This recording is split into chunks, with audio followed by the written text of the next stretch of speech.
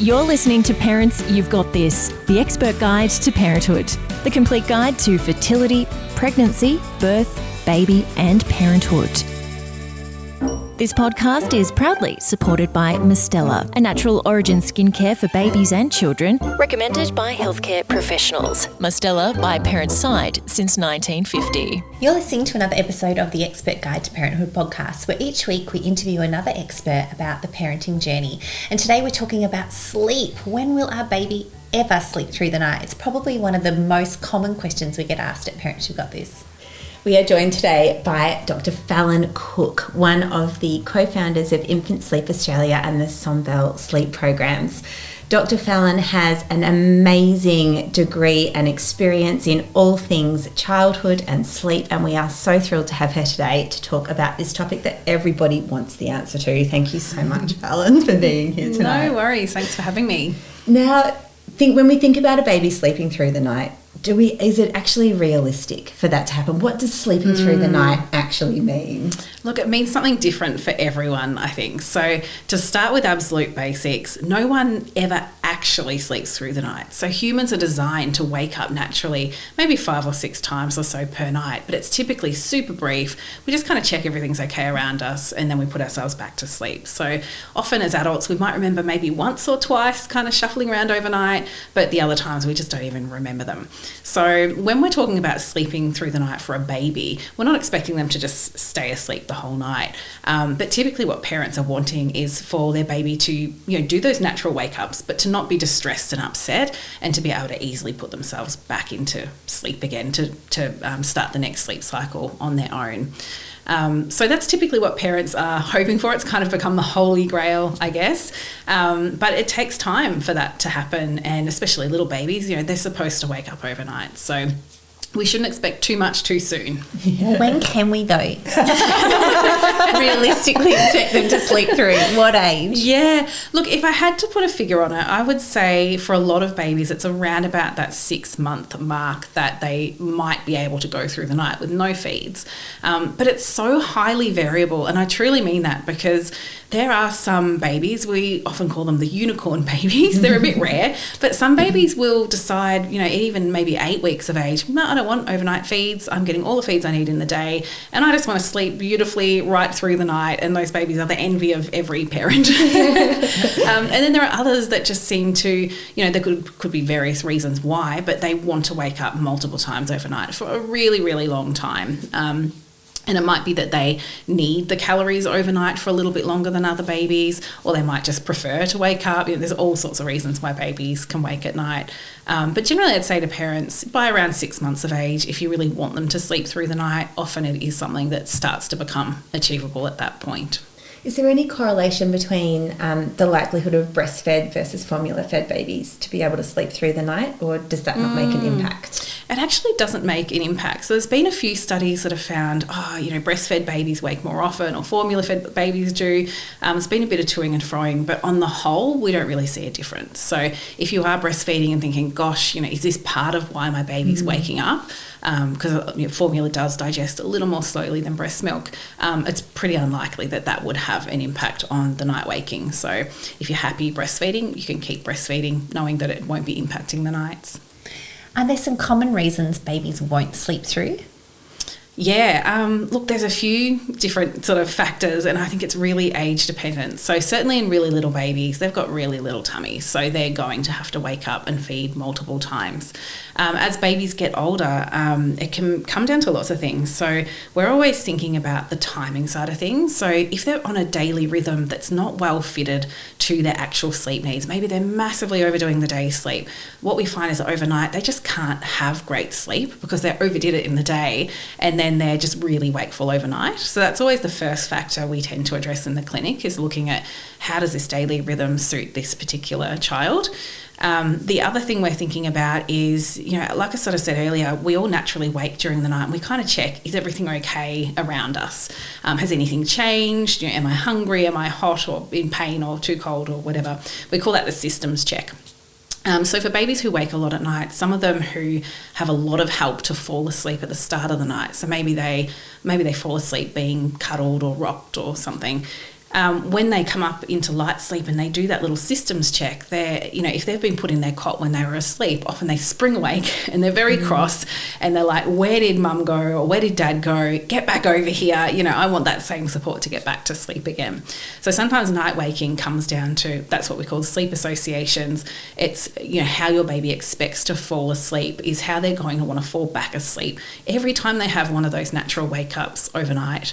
And then for older babies, we think about motivating factors. So if you are giving, your toddler some snacks in the middle of the night, an episode of Bluey in the middle of the night, or maybe they are co-sleeping in the middle of the night, that can motivate them to keep waking up because they really enjoy that experience. So there's a range of factors we think about when we see children in the clinic. How does daytime sleep impact nighttime sleep? Yeah, so it's a really interesting one. So when we think about a baby or a toddler's unique sleep needs, they've all got a certain amount of sleep that they do uniquely need. And if they're getting too much sleep in the daytime, we can think about their sleep needs almost being a bit like money in the bank. If they need about 12 hours of sleep per 24 hours, if they go and spend 3 or 4 hours on days sleep, then their nights are either going to be really short or really fragmented, and they're going to wake up a lot because they can't manage a really long stretch overnight. So that's where we're always really carefully thinking, does this amount of days sleep work well so that this child can have some good nights? What are the biggest mistakes you see parents make when their babies are waking up in the night to keep them waking in the night? Is it the Bluey? Because I reckon that's genius. I love Bluey in the middle of the night. Yeah, I wouldn't mind it either. Look, I rarely think about it as parents making mistakes because I just think, it's... Parents are trying to survive, and at 2 a.m, if your baby wakes up and you resort to feeding them to sleep or holding them to sleep or something maybe you weren't planning on doing, but you're so tired that you're like, I've got to make it to morning here, Yeah. I wouldn't say that's a mistake. I'd say that's just surviving as best you can and making sure you're getting sleep and your baby's getting back to sleep. But if parents are really, they've got a bit of a plan in place, they're like, okay, I know that I need to change something about how I'm settling my baby, or I need to change the daily rhythm to really help improve their night's sleep. I would say probably what parents struggle with is just the level of consistency we have to show our babies and toddlers to actually get them kind of on board, whether it's a new daily rhythm or a different way of falling asleep. If we chop and change what we do and every day is a bit different or every settle's a little bit different, then they're only little. They can learn if we're really predictable and do things the same way, but if we change how we do things, it makes it really hard for them to learn that new way of settling to sleep. So I would say when you decide on what you're going to do, just stick to it so strictly, be really predictable, and it's really going to help your child to have confidence that you know what you're doing because you seem very sure about what you're doing it the same way each time, and that will really help them to adapt quickly. And when you say that, being predictable, do you mean like how long do you give it? Do you give it a week? Do you give it a couple of weeks? How long do you give it of being predictable with one thing before you try and be predictable with the next? Yeah, that's a great question as well. So if we're talking about like an overall sleep plan where we've kind of, come up with a plan that addresses all the different factors that influence sleep, generally we would say, look, try and give it a week to 2 weeks for your child to adjust. But if we're talking about sort of one particular settle, often parents will go, especially if they've got a little baby and they're crying a lot and it's really challenging, they might go, okay, I'm going to bounce on the Fitball and see if that settles them. And they do that for 2 minutes. Oh, it didn't work. Now I'm going to try rocking and patting or putting them in the pram or feeding. Like they'll cycle through lots of different things in every 2 or 3 minutes. If something's not working, they change again.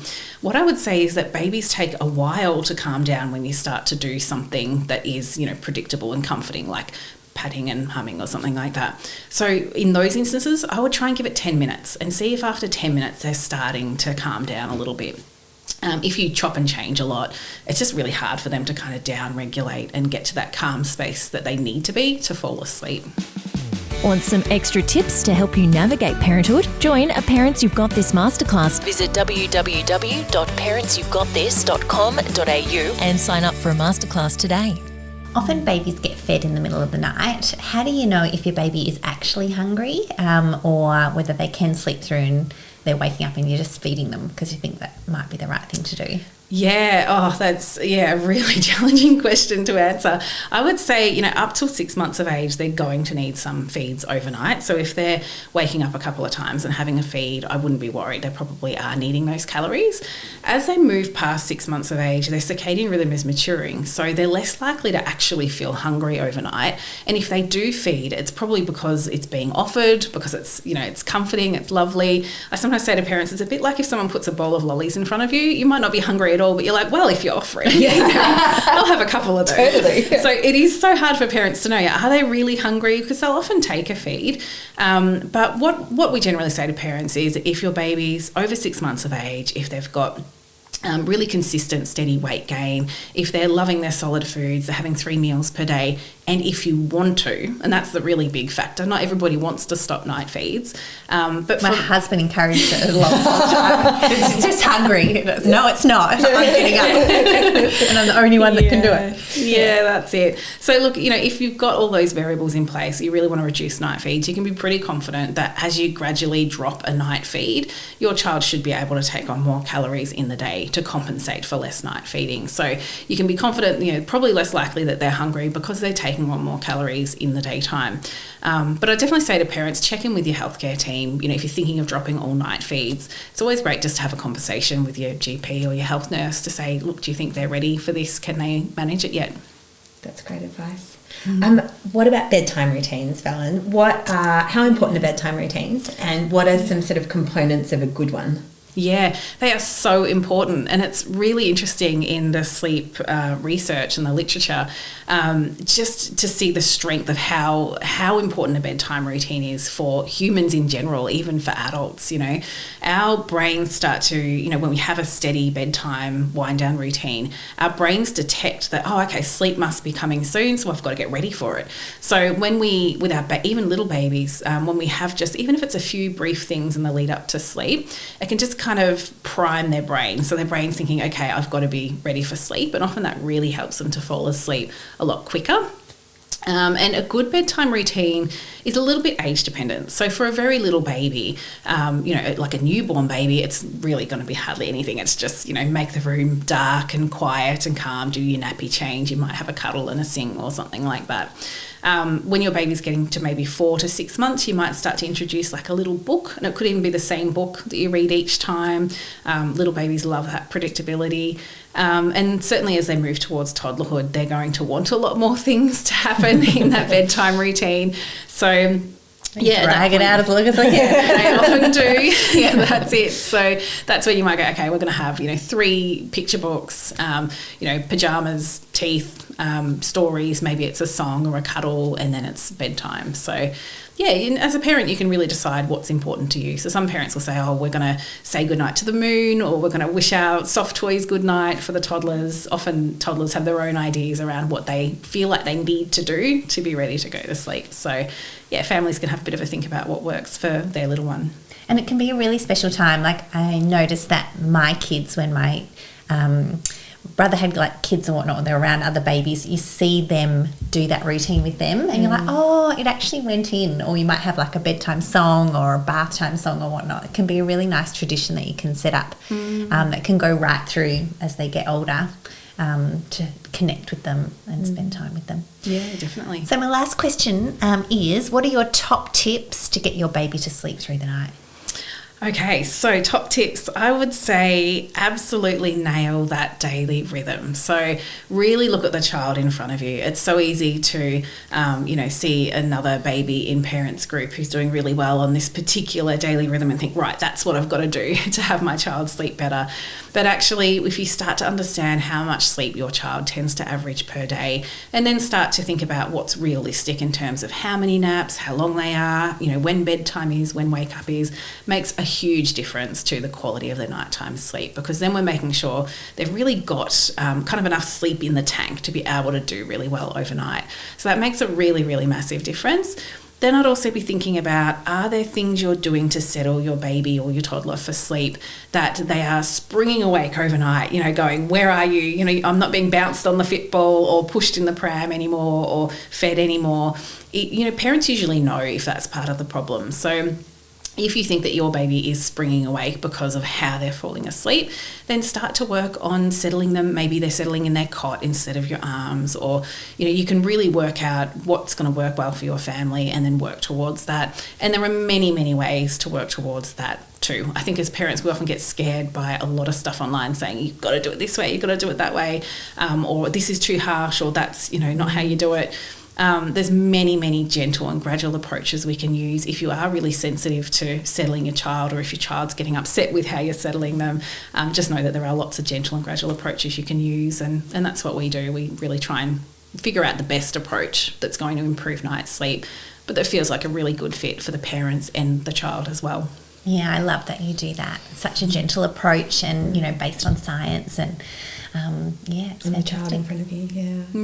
Thank you so much, Fallon, for joining us on the Expert Guide to Parenthood podcast. A huge thanks to Mistella for sponsoring this episode. Babies can feel unsettled during seasonal changes or when they are feeling under the weather, causing restless nights. Mistella's soothing chest rub, suitable from birth, is enriched with naturally derived extracts of pine, rosemary and chamomile to help relax and soothe your baby. It's perfect for gentle massages. It leaves a calming, refreshing scent to help your little one's well-being at bedtime for a more peaceful night's sleep. Mistella is our family's favourite. You've been listening to the Expert Guide to Parenthood podcast. If you have a parenting question, well, check out our incredible library now of a whole host of over 100 episodes. You've been listening to the Expert Guide to Parenthood podcast. Never forget, parents, you've got this. Join a Parents You've Got This masterclass today to be prepared, excited and educated for pregnancy, birth, baby and parenthood. Visit www.parentsyou'vegotthis.com.au and sign up for a masterclass today.